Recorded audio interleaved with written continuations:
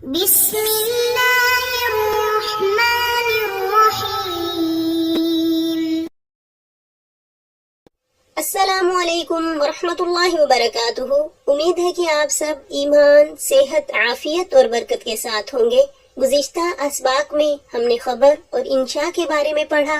آج ہم سبق نمبر 11 کو پڑھیں گے، جس کا عنوان ہے جملہ خبریہ کی بحث۔ تو سب سے پہلے ہم عبارت پڑھیں گے، اس کے بعد ترجمہ اور پھر تفصیل پڑھیں گے۔ الکلام علی الخبر۔ الخبر اما ان يكون جملة فعلية او اسمية، فالأولى موضوعة لإفادة الحدوث في زمن مخصوص مع الاختصار، وقد تفيد الاستمرار التجددي بالقرائن إذا كان الفعل مضارعا، كقول طريف أو كلما وردت أكاز قبيلة بعثوا إليه عريفهم يتوسم۔ ترجمہ دیکھیے، جملہ خبریہ یا تو جملہ فعلیہ ہوگا یا جملہ اسمیہ۔ پھر پہلا جملہ فعلیہ اس غرض سے وضع کیا گیا ہے کہ وہ مختصر طور پر خاص زمانے میں کسی چیز کے ظاہر ہونے کا فائدہ دے، اور کبھی استمرار تجددی کا فائدہ بھی دیتا ہے، جبکہ فعل اس جملے میں مضارع ہو، جیسا کہ طریف شاعر کا قول او کلما وردت اکاز قبیلۃ بعثوا الی عریفہم یتوسم۔ کیا جب بازار اکاز میں کوئی قبیلہ عرب کا اترے گا تو اس قبیلے والے میرے پاس اپنے کسی ایسے نمائندے کو بھیجیں گے جو اپنی فراست اور عقل مندی سے حقیقت کو سمجھ سکتا ہو، یعنی مجھے پہچان سکتا ہو۔ اب تفصیل دیکھیے۔ جملہ خبریہ کی تعریف کے بعد اس کی اقسام بیان کرتے ہیں۔ خبر کی 2 قسمیں ہیں، نمبر 1 جملہ فعلیہ خبریہ، نمبر 2 جملہ اسمیہ خبریہ۔ ان دونوں کی تعریفیں آپ نے نحو میں بھی پڑھی ہیں۔ یہاں پر مصنفین نے طوالت سے بچنے کی خاطر اختصار کی غرض سے ان دونوں کی تعریفیں بیان نہیں فرمائی۔ ان دونوں کو لانے کا فائدہ کیا ہے؟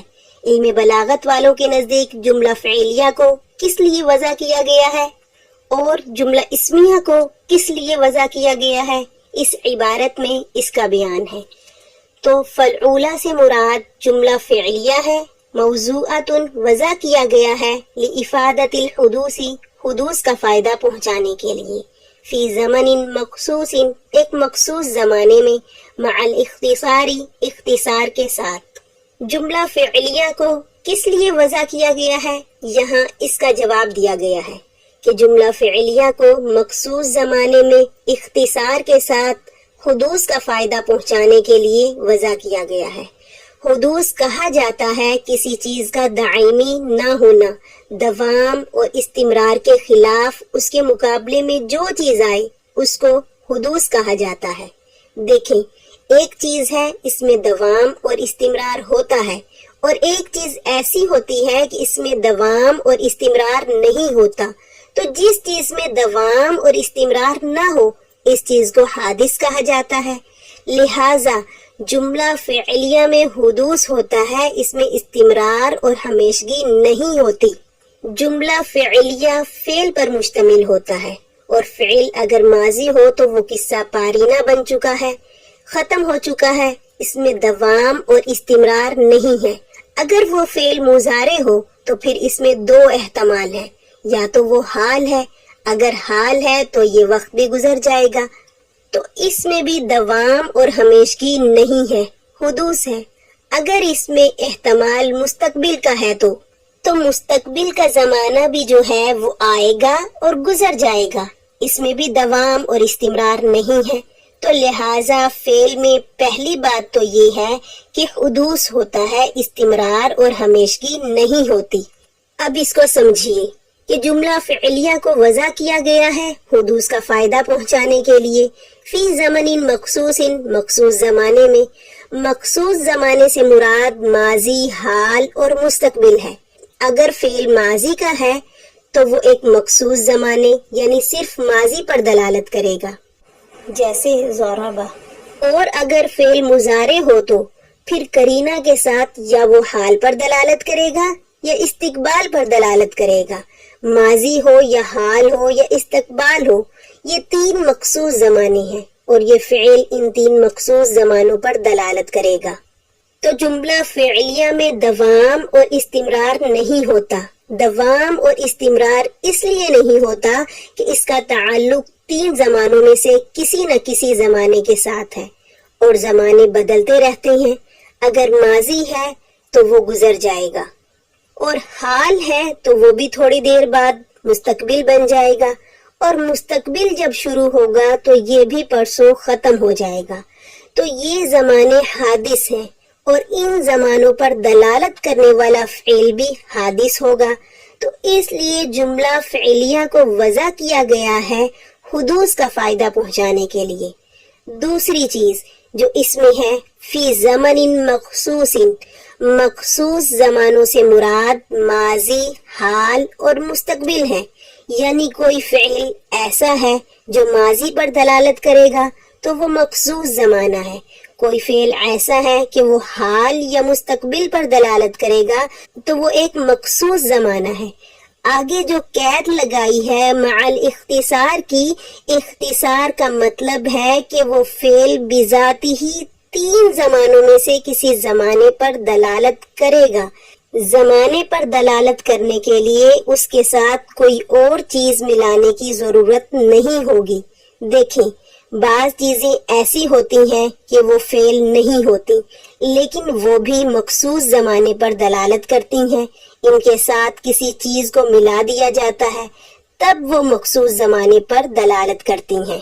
مثال کے طور پر ضارب الامس، اب دیکھیں کہ گزشتہ کل پر دلالت کر رہا ہے. کیوں؟ کیونکہ امس گزشتہ کل کو کہا جاتا ہے اور گزشتہ کل ماضی ہے. اسی طرح ضارب الآن، ابھی مارنے والا، اب دیکھیں آن حال پر دلالت کر رہا ہے. ضارب الغد، غد کل کو کہا جاتا ہے اور کل مستقبل ہے. ضارب الغد کل پر دلالت کر رہا ہے لیکن آپ دیکھیں لفظ ضارب مختصر طور پر نہ ماضی پر دلالت کرتا ہے، نہ حال پر اور نہ مستقبل پر دلالت کرتا ہے. دلالت کب کرے گا؟ جب ہم اس کے ساتھ کوئی چیز ملائیں گے.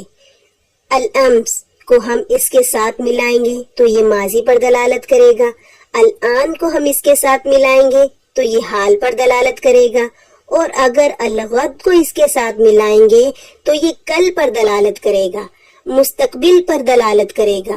لیکن فعل اختصار کے ساتھ 3 زمانوں میں سے کسی ایک زمانے پر اس لیے دلالت کرتا ہے کہ دلالت علی الازمنۃ ثلاثہ کے لیے اس فعل کے ساتھ کوئی اور چیز ملانے کی ضرورت نہیں ہوتی.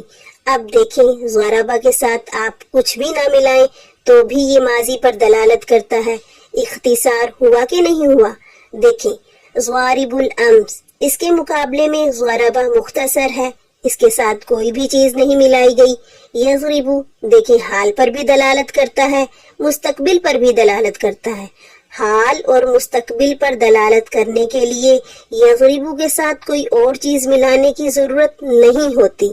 مع الاختصار کی قید اس لیے لگائی ہے تاکہ ضارب الامس، ضارب الآن، ضارب الغد اور اس جیسے جملوں کو نکالا جائے. کیوں؟ کیونکہ اس لیے کہ یہ بھی اگرچہ زمانہ مخصوصہ پر دلالت کرتے ہیں لیکن مع الاختصار نہیں، ان کے ساتھ کوئی اور چیز ملائی گئی ہے. جبکہ فعل بغیر کسی چیز کے ملائے 3 زمانوں میں سے کسی ایک زمانے پر دلالت کرتا ہے تو مع الاختصار کا مطلب ہی یہ ہے کہ اس کے ساتھ کچھ اور ملانے کی ضرورت نہیں ہے. یہ جس حالت میں ہے، لفظ کی جو صورت اور حیت بنی ہے اسی صورت اور حیت سے 3 زمانوں میں سے کسی ایک زمانے پر دلالت کرے گا. جیسا کہ ضرب ماضی پر دلالت کرتا ہے، ماضی پر دلالت کرنے کے لیے ضرب کے ساتھ اور کوئی چیز ملانے کی ضرورت نہیں ہے. یضرب اس کے ساتھ اور کوئی چیز ملانے کی ضرورت نہیں ہے. یہ اپنی اسی حالت میں اسی اختصار کے ساتھ حال اور مستقبل پر دلالت کرتا ہے. اب آگے دیکھیے وقت تفید. قد میں اصول آپ نے پڑھا ہے کہ قد جب فعل ماضی پر داخل ہو تو پھر یہ یقیناً اور تحقیق کے معنی پر دلالت کرتا ہے اور اس وقت اس کو حرف تحقیق کہا جاتا ہے، جیسے کہ لقد رضی اللہ عن المؤمنین، یقیناً تحقیق اللہ تعالی مسلمانوں سے راضی ہوا. اور قد جب فعل مضارع پر داخل ہو تو پھر اس کو حرف تقلیل کہا جاتا ہے، پھر یہ تقلیل کا معنی دیتا ہے. اردو میں ہم اس کا ترجمہ کبھی کبھار سے کرتے ہیں. بعض دفعہ ترجمہ ایسا ہوتا ہے کہ قد فعل مضارع پر داخل ہوا ہوتا ہے اور آپ اس کا ترجمہ تحقیق سے کرتے ہیں، تو اس لیے ضروری ہے کہ آپ قد کو دیکھیں کہ قد کے بعد فعل ماضی آیا ہے یا مضارع. اگر فعل ماضی آیا ہے تو بلا شبہ آپ تحقیق سے اس کا ترجمہ کریں، یقیناً سے اس کا ترجمہ کریں، بے شک سے اس کا ترجمہ کریں. لیکن یہ بات یاد رہے کہ اگر قد فعل مضارع پر داخل ہو جائے تو پھر وہ تقلیل کا معنی دیتا ہے. اس کو قد تقلیلیہ یا حروف تقلیل کہا جاتا ہے. اور اس کا ترجمہ بے شک یا یقیناً یا تحقیق سے نہیں کیا جاتا، بلکہ اس کا ترجمہ کبھی کبھار سے کیا جاتا ہے. تو اس چیز کا آپ نے دھیان رکھنا ہے. اب یہاں پر قد کا ترجمہ کبھی کبھار سے کیا گیا ہے.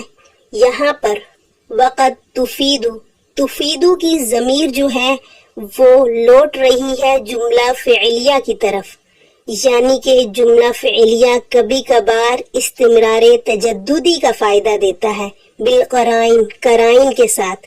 یعنی کوئی ایسی واضح نشانی ہونی چاہیے کہ ہمیں پتہ چل جائے کہ یہاں جملہ فعلیہ استمرار کا فائدہ دے رہا ہے. جملہ فعلیہ ویسے تو حدوث کا فائدہ دیتا ہے، استمرار کا فائدہ نہیں دیتا.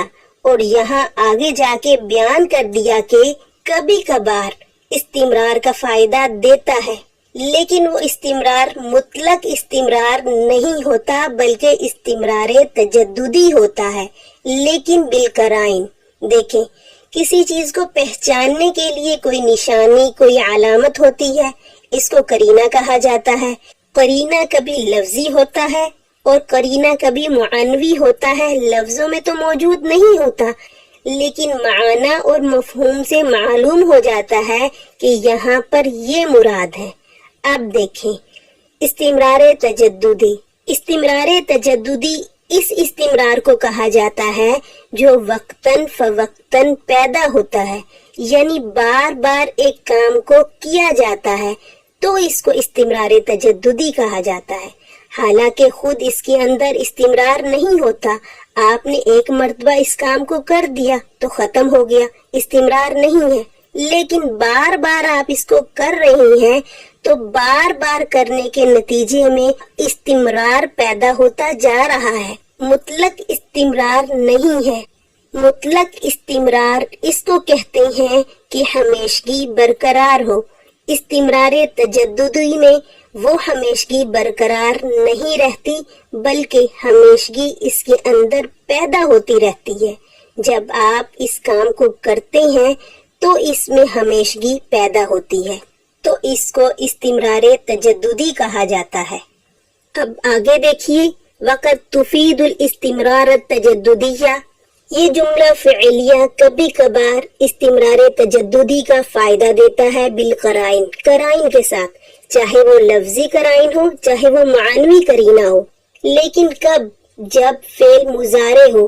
فعل مضارع کی قید اس لیے لگائی ہے کہ یہ جو ماضی ہوتا ہے یہ تو گزر چکا ہے، تو جو کام گزر چکا ہے اب اس میں ہمیشگی کیسے ہو سکتی ہے. مضارع اس لیے کہا کہ مضارع یا تو حال ہے یا مستقبل ہے. یہ کام جب تک ہوتا رہے گا اس میں استمرار برقرار رہے گا. اس کو استمرار تجددی سے تعبیر کرتے ہیں. جیسے کہ تعریف کا قول. تعریف کے قول سے پہلے یہ جان لیجئے کہ عرب والے لوگ بڑے بہادر ہوتے تھے، اپنے دشمن کو قتل کرتے تھے سر عام، لیکن بعض مواقع ایسے ہوتے تھے کہ اپنا چہرہ چھپا کر پھرتے تھے تاکہ جس کو میں نے قتل کیا ہے اس کے اہل و عیال، اس کے ورثہ مجھے دیکھ کر پہچان نہ لیں، کہیں وہ مجھے قتل نہ کر دیں. اس وجہ سے وہ اپنا چہرہ چھپاتے تھے. لیکن یہ تعریف ایسا بہادر آدمی تھا کہ اپنا چہرہ کھلا رکھتا تھا اور سر عام پھرتا تھا کہ آؤ مجھے پہچانو اور مجھے قتل کرو۔ اسی پس منظر میں اس نے یہ شعر کہا ہے، أَوَكُلَّمَا وَرَدَتْ عُكَازَ قَبِيلَةٌ بَعَثُوا إِلَيَّ عَرِيفَهُمْ يَتَوَسَّمُ۔ عکاز ایک مقام کا نام ہے کہ وہاں پر عکاز کا میلہ لگا کرتا تھا، اور عام طور پر چونکہ عکاز کے میلے میں سارے لوگ جمع ہوتے تھے، اس لیے مقتول کے ورثاء قاتل کو اس میلے میں تلاش کرتے تھے۔ طریف اپنی بہادری کو بیان کر رہا ہے، وہ کہتا ہے کہ عکاز کے میلے میں جب بھی کوئی قبیلہ وارد ہوتا ہے، بعثوا الیہ عریفہم یتوسم، تو وہ اپنے عریف کو میرے پاس بھیجتے ہیں۔ عریف سردار کے معنی میں بھی استعمال ہوتا ہے، لیکن یہاں پر سردار کے معنی میں استعمال نہیں ہوا۔ کیوں؟ کیونکہ سردار جو ہے وہ جاسوسی کے لیے نہیں جاتا، کسی کو دیکھنے کے لیے نہیں جاتا، بلکہ اپنے محتاطوں کو بھیجتا ہے۔ عریف نمائندہ کے معنی میں بھی استعمال ہوتا ہے۔ عریف قیافہ شناس کے معنی میں بھی آتا ہے، جو نشانات دیکھ کر کسی چیز کو پہچان سکے، تو یہاں یہ عریف دوسرے یا تیسرے معنی میں ہے۔ یتوسم، یہ توسم سے ہے۔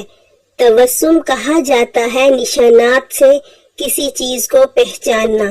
عام طور پر شعراء نے توسم کا جو معنی کیا ہے، انہوں نے لکھا ہے کہ فراست سے، اپنی سمجھداری سے کسی چیز کو پہچاننا، یہ بھی ٹھیک ہے، لیکن یتوسم، توسم کا جو اصل مادہ ہے وہ وسمن ہے۔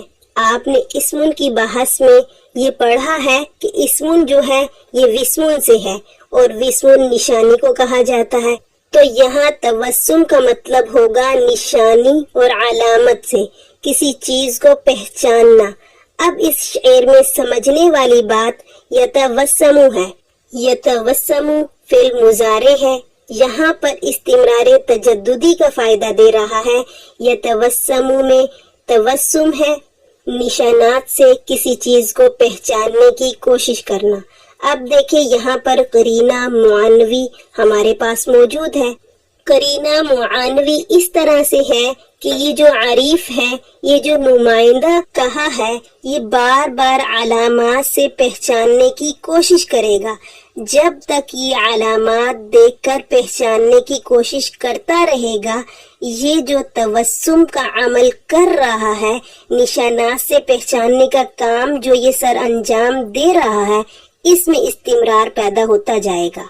کبھی ایک کے چہرے کو دیکھ رہا ہے، کبھی دوسرے کے چہرے کو دیکھ رہا ہے، کبھی تیسرے کو دیکھ رہا ہے، اس قاتل کی پہچان کے لیے۔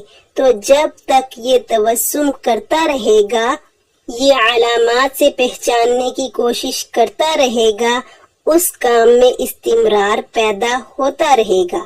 یہ نہیں کہ اس نے ایسے ہی دیکھا اور پہچان لیا، اور پہچاننے کے ساتھ اس کا کام ختم ہو گیا، نہیں، بلکہ یہ توسم ابھی کر رہا ہے۔ کلما وردت، جب بھی عکاز میں کوئی قبیلہ اترتا ہے، اب دیکھیں جب بھی قبیلہ اترے گا تو یہ شخص جا کر توسم کرے گا، تو اس میں استمرار پیدا ہوتا رہے گا۔ لہٰذا معلوم ہوا کہ فعل کبھی کبھار استمرار تجددی کا فائدہ دیتا ہے۔ یہاں پر لفظ یتوسم فعل مضارع ہے، اور یہ استمرار تجددی کا فائدہ دے رہا ہے۔ یہ تھا جملہ فعلیہ کے بارے میں۔ کل ہم انشاءاللہ جملہ اسمیہ کے بارے میں پڑھیں گے۔ جزاکم اللہ خیرہ۔